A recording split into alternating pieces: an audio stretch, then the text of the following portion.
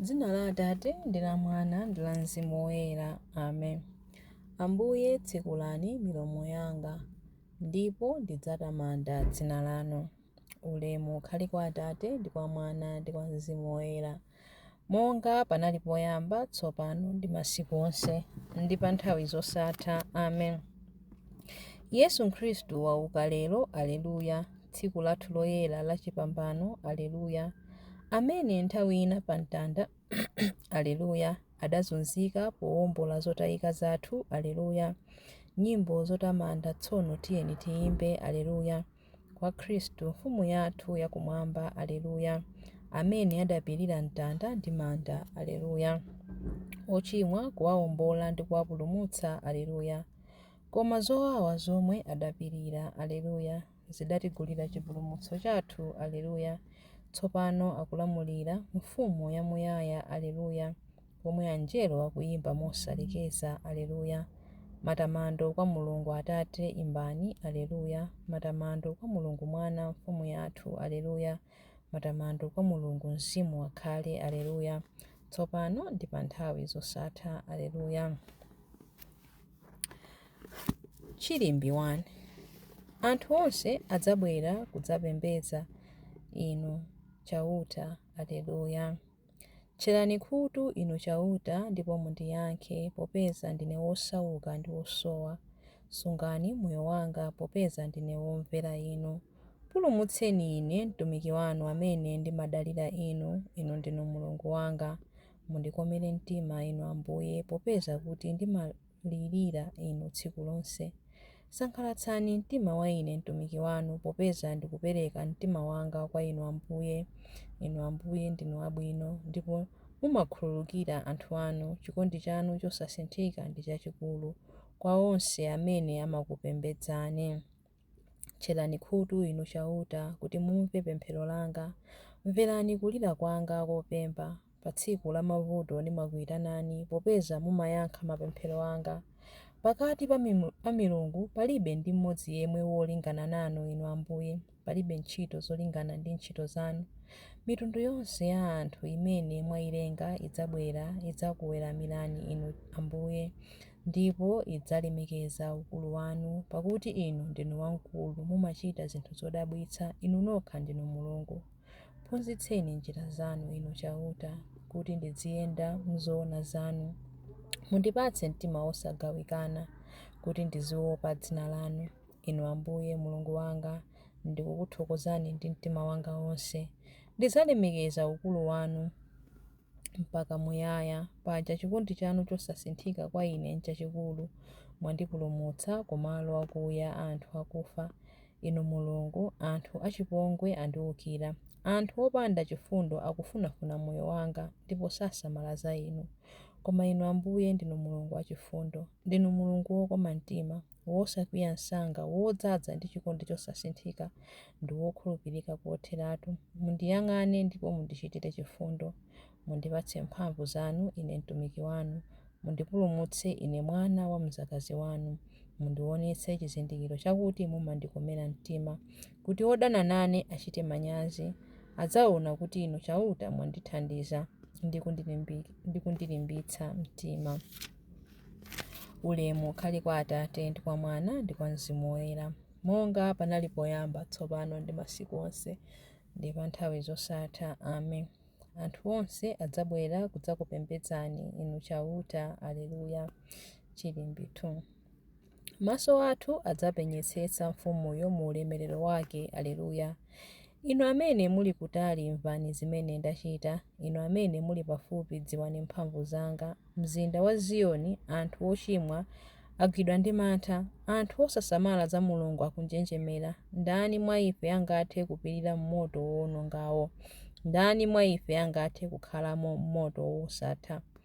Angathe kutero ndi amene amachita zolungama ndi kulankhula zoona, amene amakana phindu lolipeza monyenga, amene amakutumula manja ake kuti angagwire chiphuphu, amene amatseka makutu kuti angamve mawu opangana za kupha anzawo, amene amatsinzina kuti angaone zoyipa, munthu wotere adzakhala pamalo otetezedwa, kothawirako iye kudzakhala ku malinga a mu matanthwe.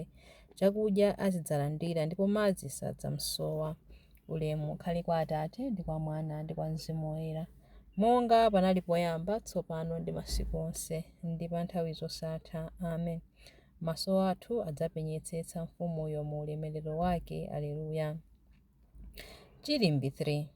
Anthu a dziko lonse lapansi adzaona chipulumutso cha Mulungu wathu. Aleluya. Imbirani chauta nyimbo yatsopano, popeza kuti wachita zodabwitsa. Dzanja lake lamanja ndi mkono wake woyera zampambanitsa. Chauta waonetsa kuti iye wapambana pa nkhondo. Waulula pamaso pa anthu a mitundu yonse kuti iye ndi wolungama. Wakumbukira chikondi chake chosasinthika ndi kukhulupirika kwake pa fuko la Israeli. Anthu akumathero a dziko lonse lapansi aona chipulumutso cha Mulungu wathu. Fuwulirani chauta ndi chimwemwe, inu dziko lonse lapansi. Muyimbireni mokondwa nyimbo zotamanda. Imbani nyimbo zoyamika chauta ndi pangwe. Lizani pangwe ndi nyimbo zokoma. Imbirani chauta mfumu. Imbani molimbika ndi malipenga ndi mbetete. Nyanja ikokome pamodzi ndi zonse zammenemo. Dziko lifuwule pamodzi ndi anthu onse ammenemo. Mitsinje iwombe m'manja, mapiri ayimbe pamodzi mwachimwemwe pamene chauta akufika, popeza kuti akubwera kudzaweruza dziko lapansi. Adzaweruza dziko lonse mwachilungamo, adzaweruza mitundu yonse mosakondera. Ulemu ukhale kwa Atate ndi kwa Mwana ndi kwa Mzimu Woyera, monga panali poyamba, tsopano ndi masiku onse, ndi pa nthawi zosatha. Amen. Anthu a dziko lonse lapansi adzaona chipulumutso cha Mulungu wathu. Aleluya.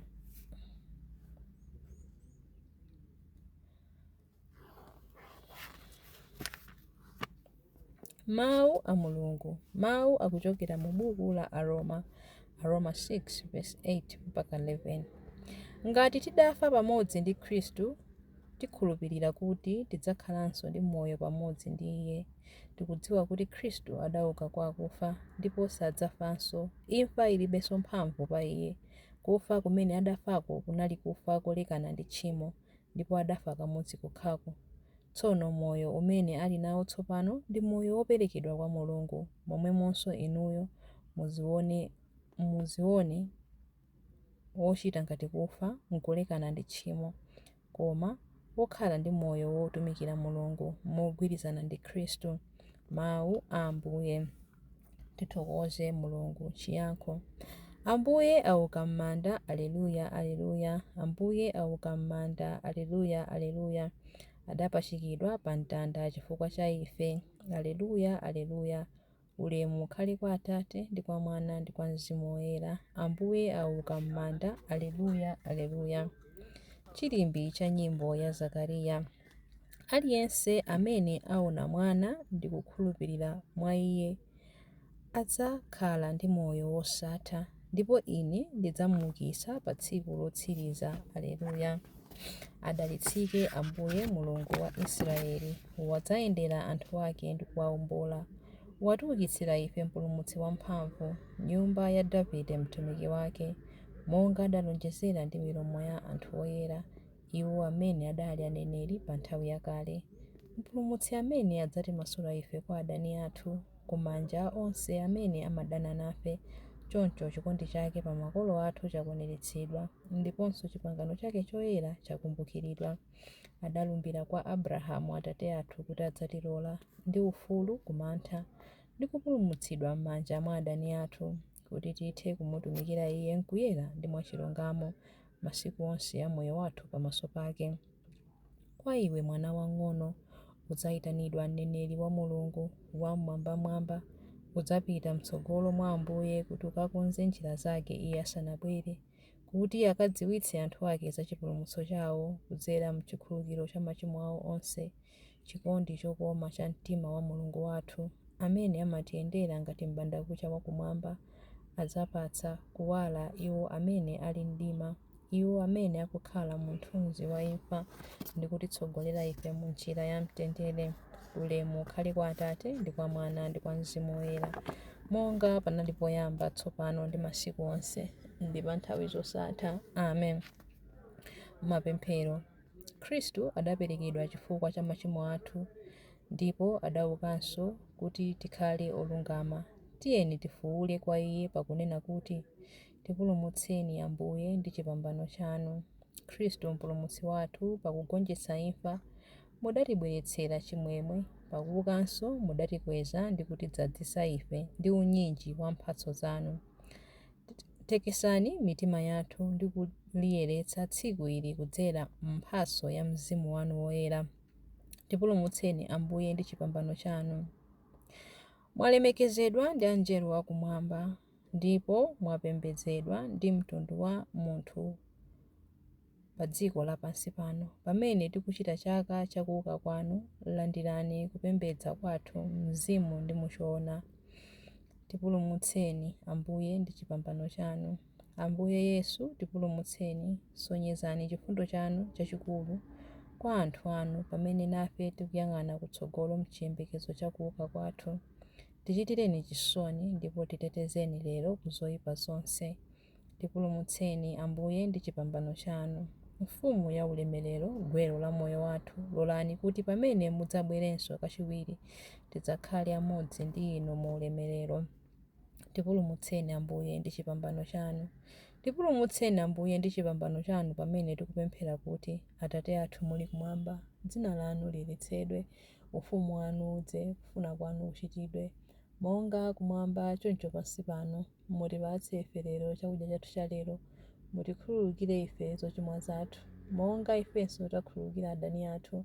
Musatisiye ife m'chinyengo, koma mutipulumutse ife kwa zoyipa. Amen. Tipemphere. Ambuye achifundo, mverani mapemphero a anthu anu, ife amene tidalandira mphatso yanu ya chikhulupiriro, tithe kugawana moyo watsopano wa Khristu pa nthawi zosatha. Tikupempha izi kudzera mwa Ambuye athu Yesu Khristu mwana wanu, amene ali ndi moyo ndi ufumu limodzi nanu ndi Mzimu Woyera, Mulungu tsopano ndi pa nthawi zosatha. Amen. Ambuye atidalitse, atiteteze ife ku zoyipa zonse ndi kutifikitsa ku moyo wosatha. Amen. M'dzina la Atate ndi la Mwana ndi la Mzimu Woyera. Amen.